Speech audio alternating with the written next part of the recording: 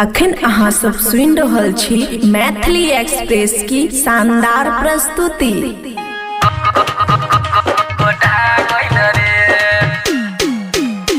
खुशी recording studio बलुआ।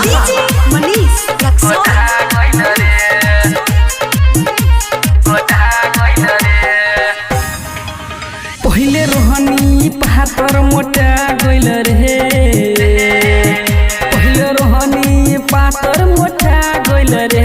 तनी देख आइटम गोटा गइल रे, तनी देख आइटम गोटा गइल रे।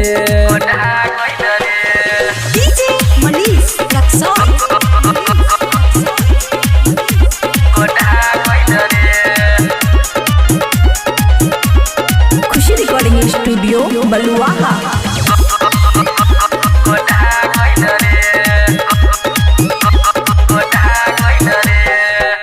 लिपस्टिक लगा के कमर लचका के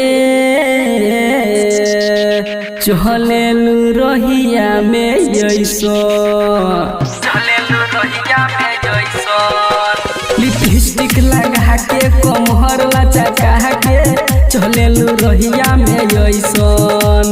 लागे जवन मात रह जाई यही से जही से कुआ से मेढ।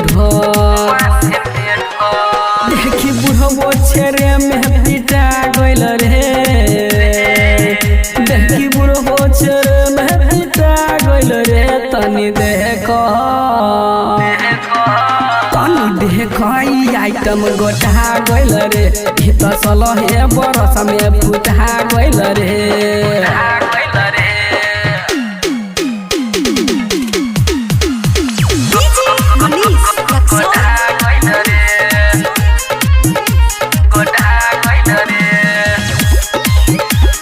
खुशी रिकॉर्डिंग स्टूडियो बलुआ।